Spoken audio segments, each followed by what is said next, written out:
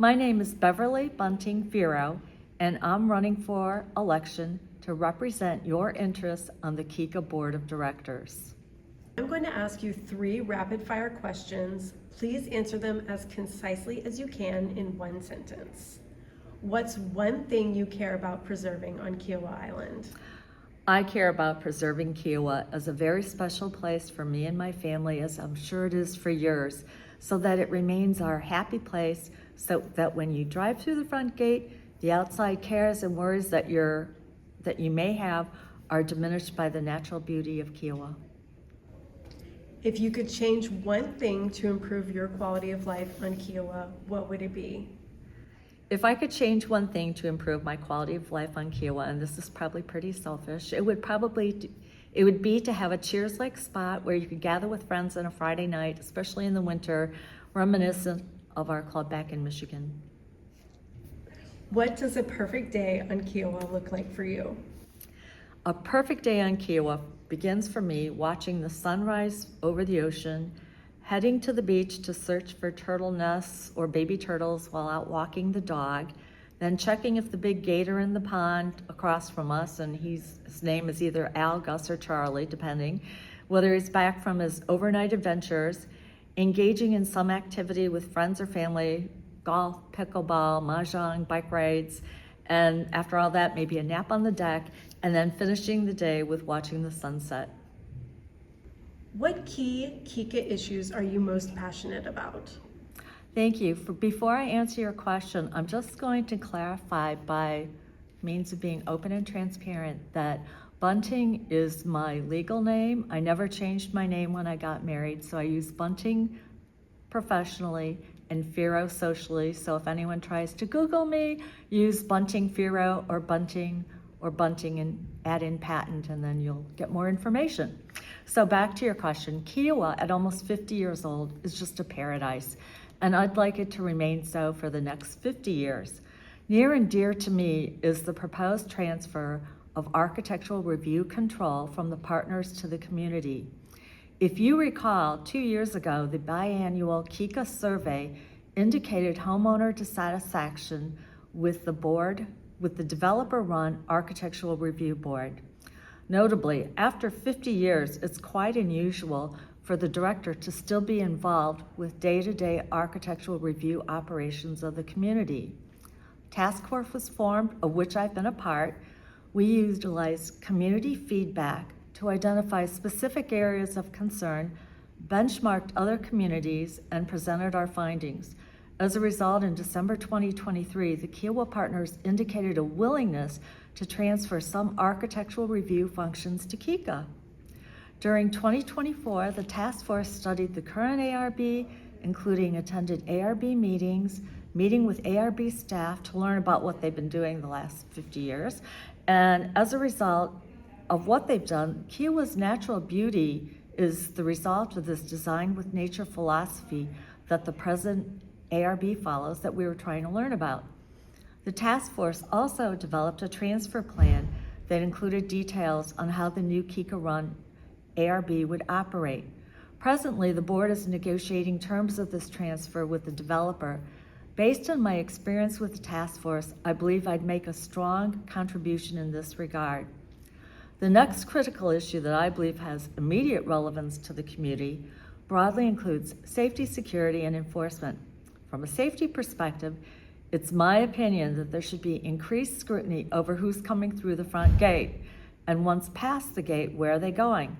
If you follow any social media, it's no secret that if you want to go to the beach, just say you're going to the sanctuary for a drink, park in the lot, grab your cooler, and walk down the side access road to the beach.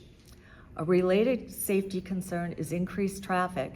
If you were here over Easter weekend, you may have had a similar observation. Efforts have been made to improve the safety of the intersection of Kiowa Island Parkway and Kiowa Beach Drive via a warning light. And while flashing lights are very helpful, walkers and bike riders don't always press the button to activate the signal. We may need a more robust solution. Feeling secure in your home is likewise important.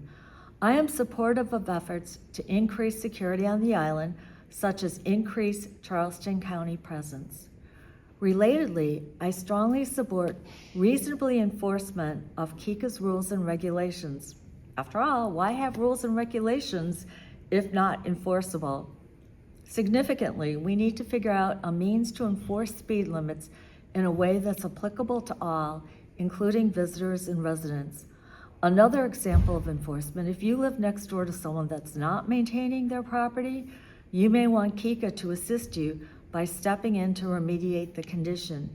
In addition to safety, this can also be a health issue because after all, we're on an island and the first inhabitants were rats and snakes, so we really need to take care of our properties here. I was on the governance task force in 2024, and we tackled 5 amendments to the KICA covenants, 4 of which were approved by the community. I believe that it's important to the safety and the value of the community that the enforcement section of the KICA covenants be revisited so that it is in alignment with the bylaws, which strongly reflect the 2018 amendment. I also encourage the next governance task force to work with the community to draft other enforcement amendments. 2 years ago, the community survey also identified amenities as a concern. Kiowa is unique in that each of KICA, the Kiowa Island Club, and the resort offer amenities, some of which overlap. Also, because of how club membership is structured, not every property owner has the opportunity to join the club. There is the Governor's Club, which is a wonderful addition, but there is a limit on the number of members. So I support amenities as adding value to the community, both in property value and in life satisfaction. Sandcastle is our crown jewel, but its success has created other problems. For example, finding meeting space is difficult, and the pool is overcrowded, and the exercise room is overutilized.